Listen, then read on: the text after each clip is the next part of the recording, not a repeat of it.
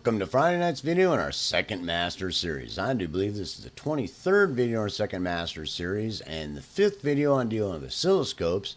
And we are going to talk about dealing with mixing issues. This is a huge problem for a lot of people. The first thing that I want to really point out is that visualizing mixing issues is going to take time, because as you get used to looking at individual tracks and what's happening, and then trying to point out when you've got two different tracks that are coming together, what that might mean, you're going to run into a couple problems. The first problem that you run into with an oscilloscope is pattern issues.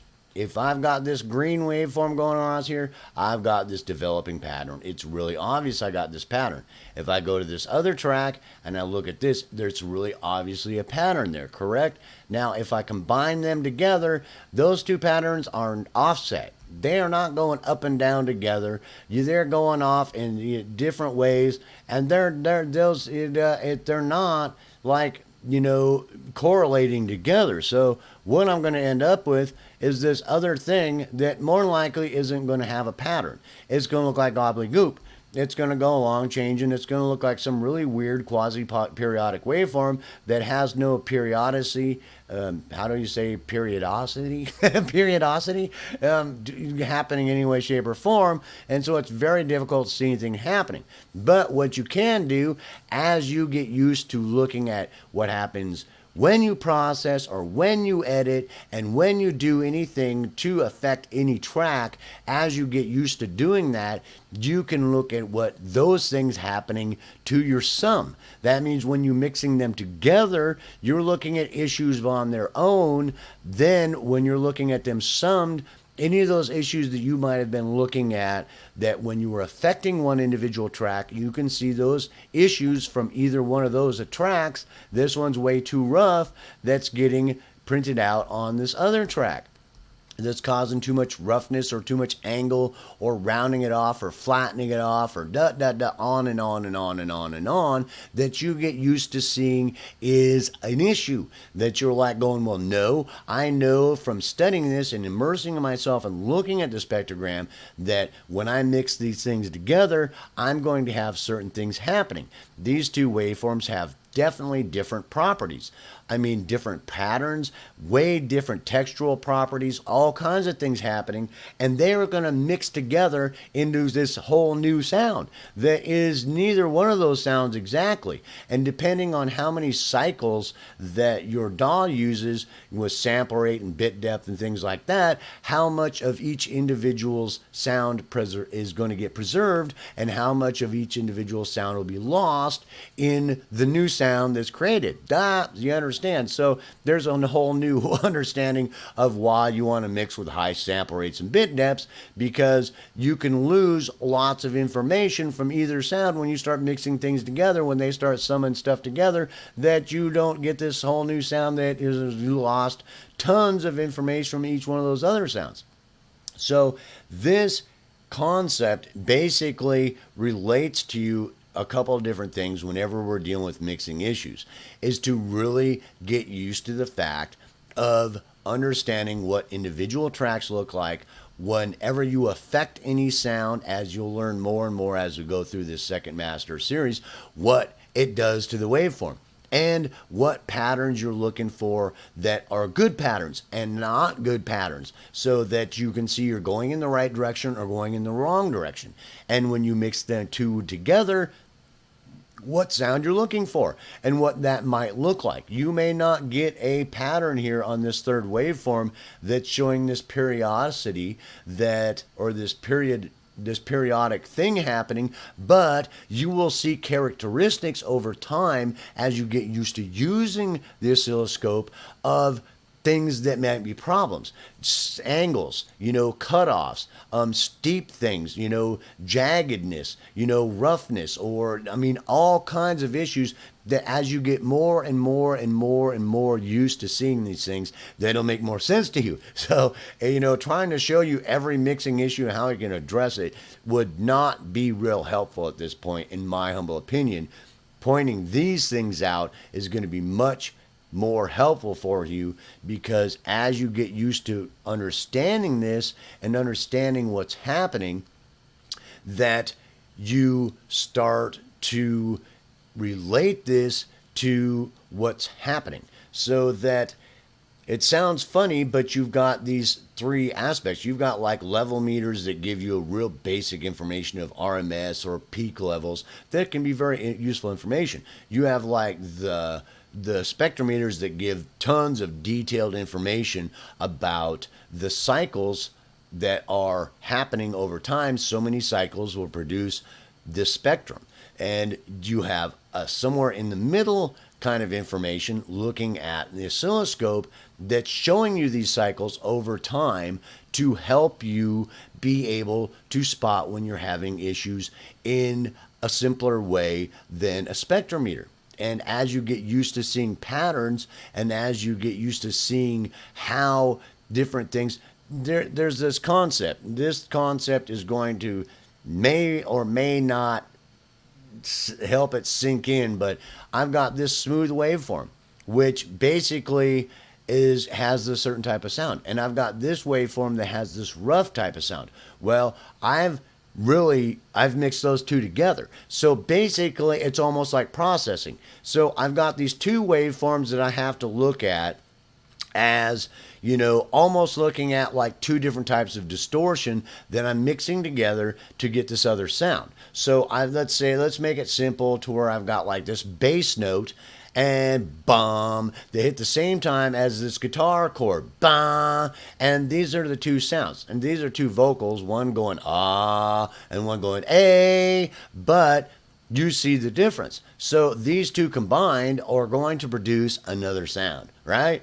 So that sounds funny, but basically on top of those two sounds being looked at like that, they also have been maybe processed differently. So it gets really complicated, and it really becomes one of those things that you really, if you want to become that next level audio engineer, that you really need to look at the oscilloscope this way, because as you're looking at mixing issues, first of all, you're looking at a sound. I've got this bass note, okay?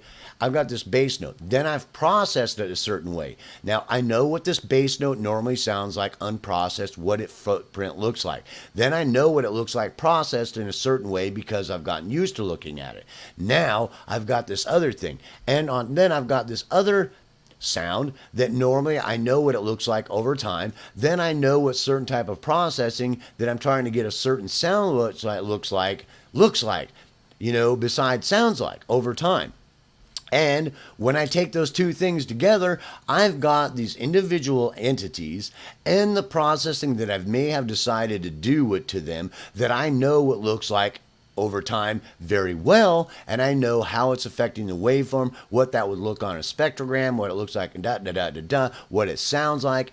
And when I go to mix those together, and I've got this new waveform, that it's a combination of all these things coming together, which may show problems here or there. At some point, that them mixed together at some point in time may be a problem, to where you either have sound issues, sculpting. It's almost like sound sculpting, because you know when you're mixing that you got these two sounds together. So I've got these two things mixed together. By themselves, each one of these tracks sound awesome. When I start mixing them together, no, they don't sound as good. So I go back and start trying to remix or reprocess either one of those tracks to make this new third track sound as good as possible, which I might be high or low pass filtering one of those tracks or both those tracks, or re-equalizing one or both those tracks to try to do something, or adding distortion or saturation to one of those tracks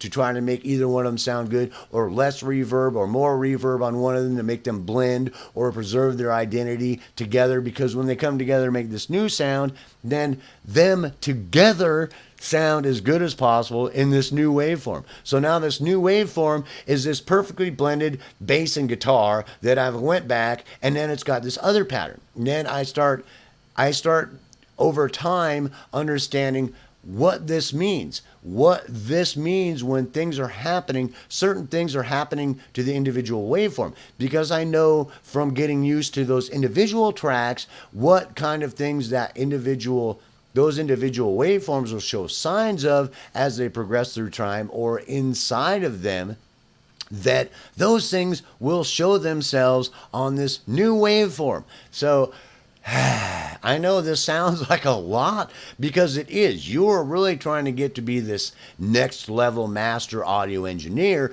So you really need to let this sink in and you need to start visualizing music processing, editing, mixing, gain staging, all these things that you're going to be doing on the scope so that you can really see how that's happening. Because now when I mix these two tracks together, they have their own personality, their own sound, their own vibe, their own texture, their own dot, dot, dot, dot, dot, dot, dot. Now I'm trying to combine them together to come up with this other really cool sound.